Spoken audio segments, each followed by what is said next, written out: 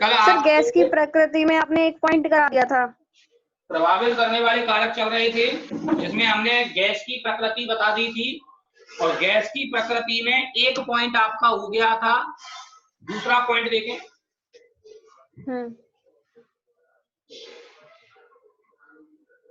ऐसी गैस जो आसानी से द्रवित हो जाती है, ऐसी गैस हो जो कि आसानी से क्या हो रही हो, द्रवित हो रही हो। सर ये तो करा दिया, अभी तो कह रहे और सर हैं इसकी एग्जांपल भी करवा दिए थे, CO2 और SO2। अच्छा ये करा दिया था दूसरा पॉइंट। हाँ सर। चलो ठीक है, कोई बात नहीं। चलो आगे लिखें। कुछ गैसों के लिए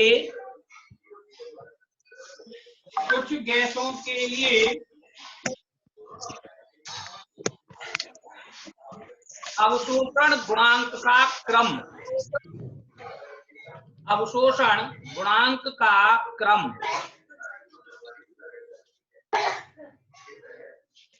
कुछ गैसों के लिए अवशोषण गुणांक का क्रम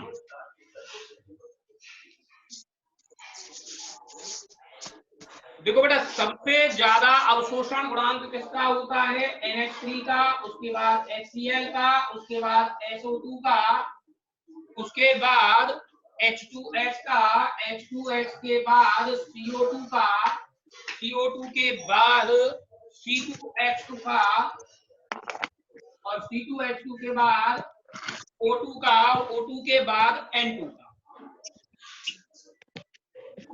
ये क्या है? अवशोषण गुणांक का क्रम है। यानी कि सबसे ज्यादा कौन सी गैस घुलेगी, कौन सी गैस घुलेगी सबसे ज्यादा?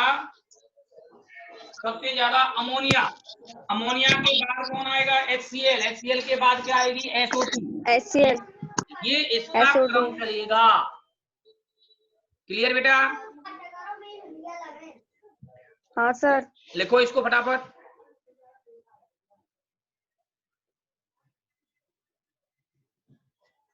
कुछ गैसों के लिए अवशोषण गुणांक का क्रम, उसके बाद क्या था सर? ये जो लिखा हुआ है बोर्ड पर, ये लिखना है क्रम।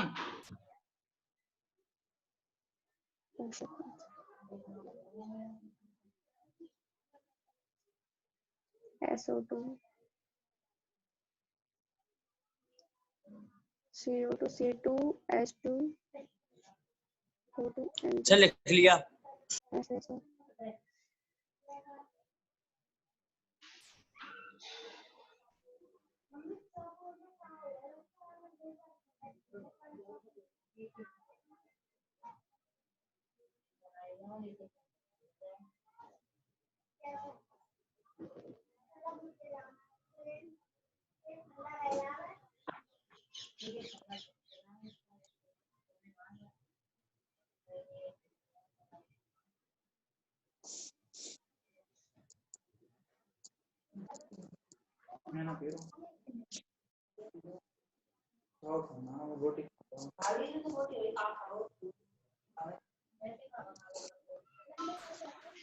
लिख लिया?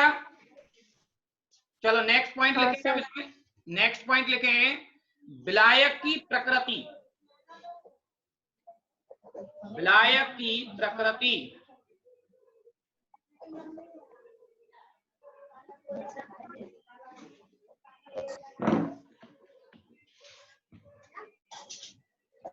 देखें, विलायक की प्रकृति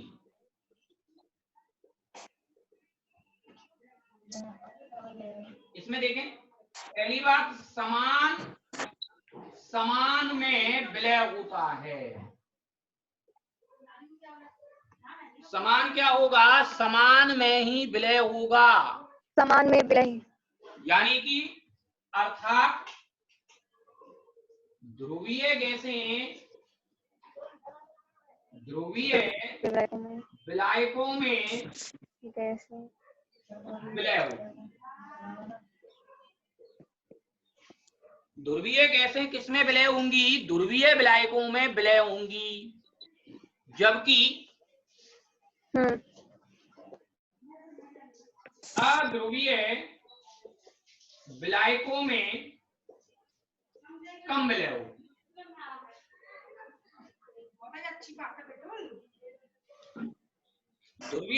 ध्रुवीय विलायकों में अधिक विलय होंगी और अध्रुवीय विलायकों में क्या होंगी, कम विलय होंगी। जैसे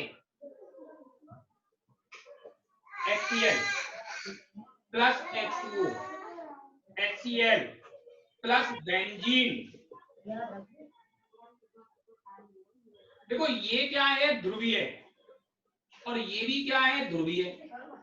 ये क्या है, ध्रुवीय, और ये क्या है, अध्रुवीय। ध्रुवीय का मतलब जो आयनों में टूट जाए वो ध्रुवीय है। तो ये आयनों में टूट जाएंगे HCl, तो इसलिए ये ध्रुवीय है। ये आयनों में टूट जाएगा, ये ध्रुवीय है। ये आयनों में नहीं टूटेगा, ये अध्रुवीय है। ये अधिक विलय होगा और ये क्या होगा, कम विलय होगा। ठीक है भाई, एक अधिक विलय हो जाएगा, दूसरा क्या हो जाएगा, कम विलय होगा। डाउट किसी को? क्लियर पॉइंट लिख लो। हाँ।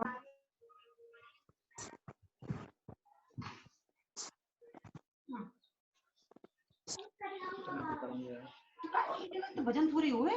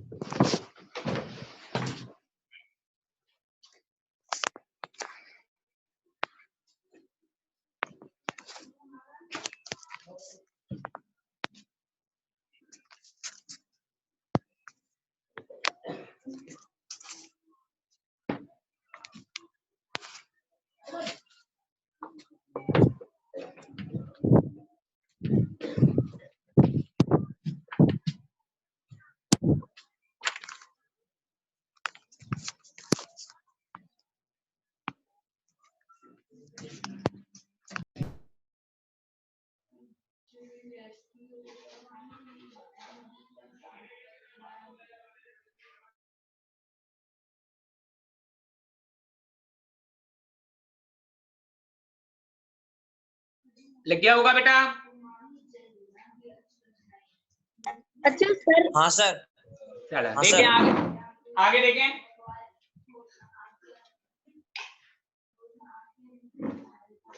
तीसरा पॉइंट, ताप का प्रभाव। ये इंपॉर्टेंट है, पेपर में कई बार पूछा गया है भाई।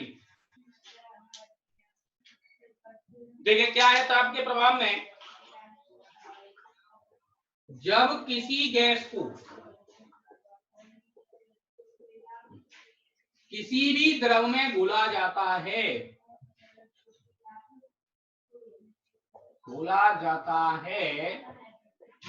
तो ऊष्मा ऊर्जा का उत्सर्जन होता है। अर्थात यह प्रक्रम ऊष्मा क्षेपी होता है। कैसा होगा ये प्रक्रम? ऊष्माक्षेपी। पवन,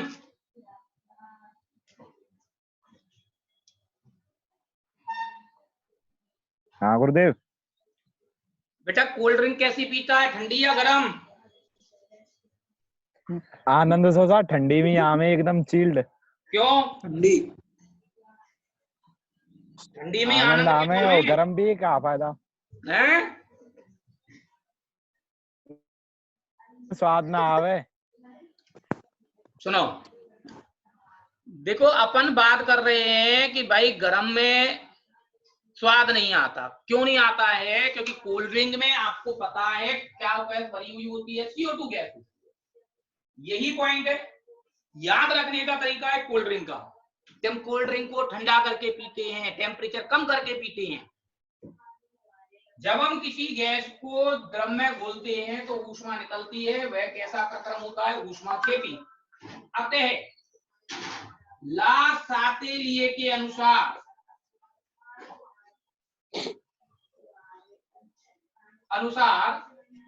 ताप में वृद्धि करने पर अभिक्रिया प्रतीप दिशा में, हाँ जी, प्रतीप दिशा मतलब पीछे की ओर, प्रतीप दिशा में गति करती है और गैस की विलेयता घट जाती है। गैस की विलेयता क्या होगी? कम हो जाएगी।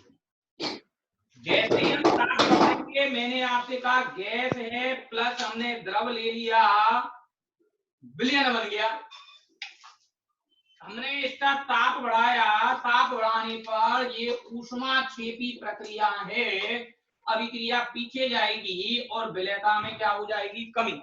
एस का मतलब विलेयता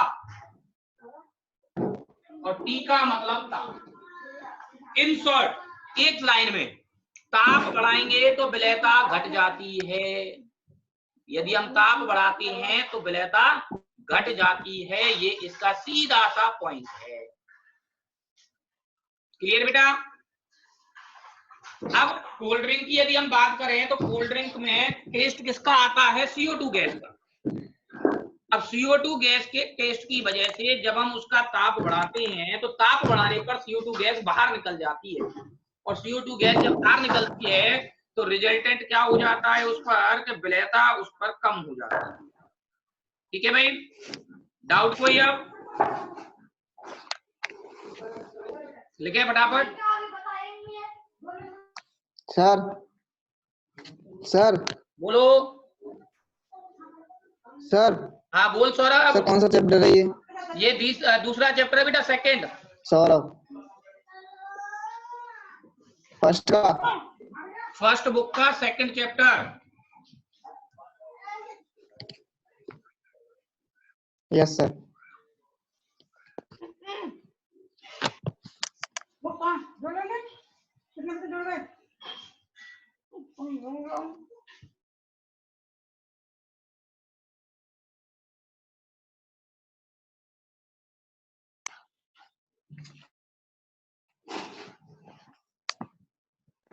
सौरभ माइक बंद कर ले। क्यों? ते फोटो आ रहा में।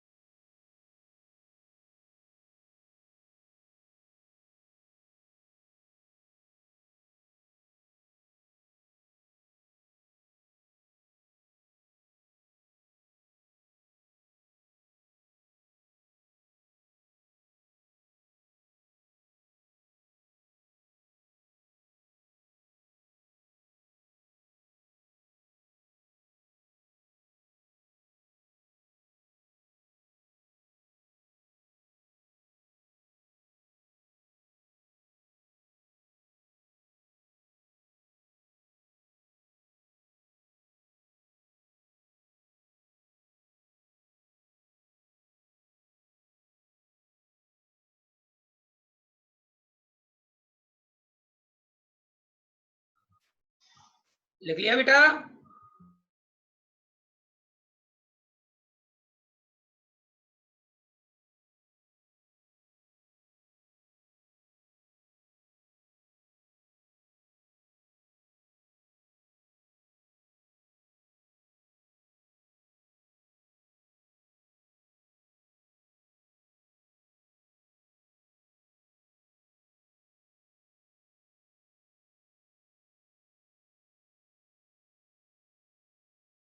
हाँ सर लिख लिया। लिख लिया सर।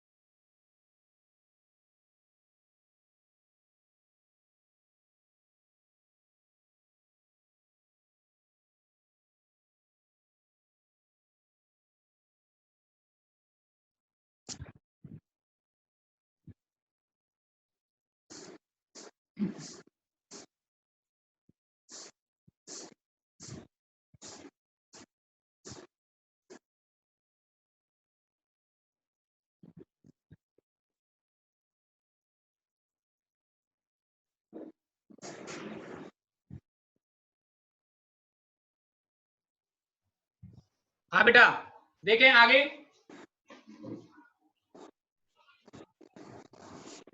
देखो इन शॉर्ट यदि हम देखें तो इसका रीजन क्या होता है कि जब हम ताप बढ़ाते हैं, ताप बढ़ाने पर गैस के अणुओं की गतिज ऊर्जा बढ़ जाती है, और जब इसकी गतिज ऊर्जा बढ़ेगी तो रिजल्टेंट यहां पर गैस के अणु बाहर निकल जाएंगे, निकल जाते हैं, और बाहर निकलेंगे तो विलेयता क्या हो जाएगी? कम हो जाएगी। सीधा सिंपल सा पॉइंट आपको याद रखना है कि ताप बढ़ेगा तो विलेयता घटेगी, और जब हम केमिस्ट्री पढ़ते हैं तो अपवाद साथ में चलते हैं। अपवाद कौन से हैं? हाइड्रोजन तथा हीलियम गैस की विलेयता ताप बढ़ाने पर बढ़ती है। यदि हम हाइड्रोजन और हीलियम गैस की बात करें तो जब हम इनकी विलेयता मतलब ताप बढ़ाएंगे तो विलेयता बढ़ेगी, और इनके अलावा कोई भी यदि गैस है तो ताप बढ़ाने पर उनकी विलेयता घट जाती है। बात क्लियर भी है? कोई डाउट बेटा इसमें?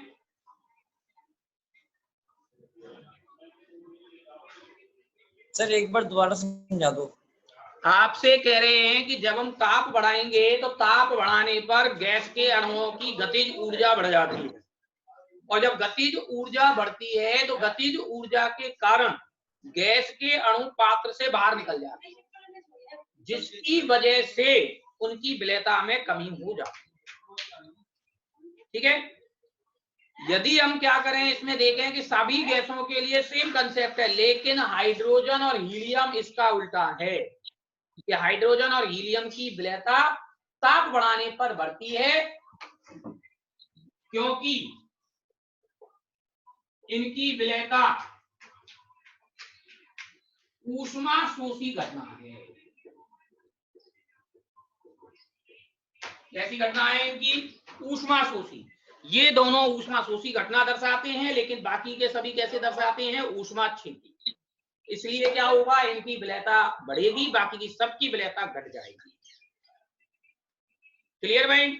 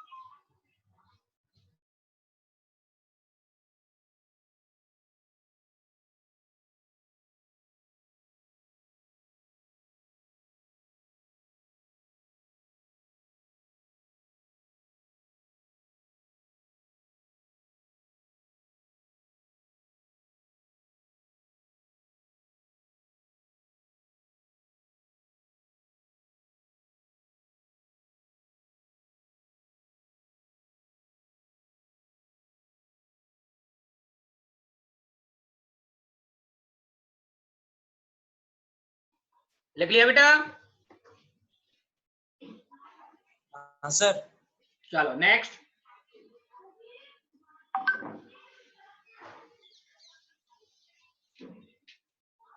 अगला पॉइंट, फोर्थ पॉइंट, दाब का प्रभाव। दाब का प्रभाव, दाब का प्रभाव यदि हम देखें तो क्या होगा, किसी भी गैस की विलेयता, किसी भी गैस की विलेयता पर दाब का प्रभाव हेनरी के नियम द्वारा प्रदर्शित किया जाता है। किसके द्वारा प्रदर्शित होगा? हेनरी के नियम द्वारा प्रदर्शित होगा। तो क्या हम ये देखेंगे हेनरी का नियम क्या है? कुल मिला के इस टॉपिक में हमें हेनरी का नियम ही पढ़ना है। अब हेनरी का नियम क्या है? नियम, हेनरी का नियम क्या है? स्थिर ताप पर या नियत ताप पर, नियत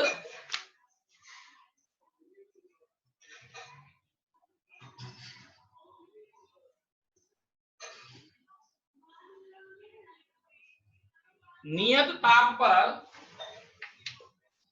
किसी विलायक, विलायक का मतलब द्रव, की निश्चित मात्रा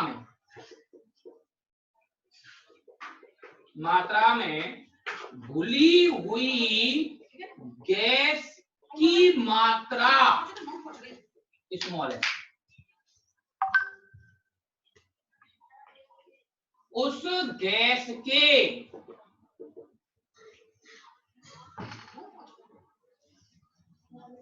साम्य दाब के समानुपाती होती है। क्या कह रहे हैं?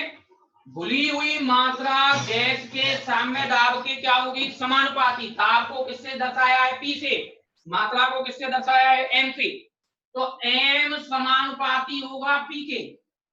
यदि हम समानुपाती के चिन्ह को हटा दे तो KH आ जाएगा, और KH को क्या कहते हैं? हेनरी नियतांक।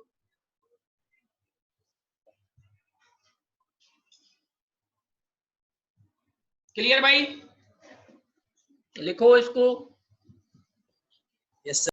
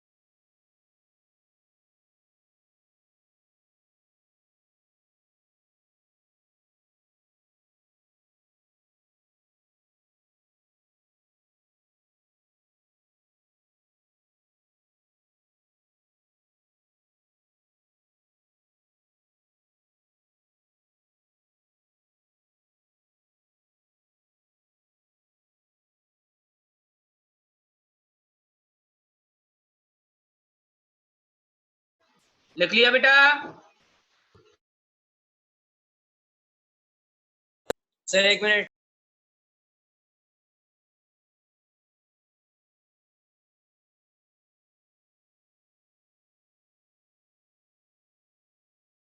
सर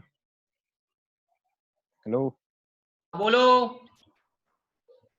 सर जी के को नया नंबर भेज दो, मैंने ऐड कर दिया भाई। ठीक है।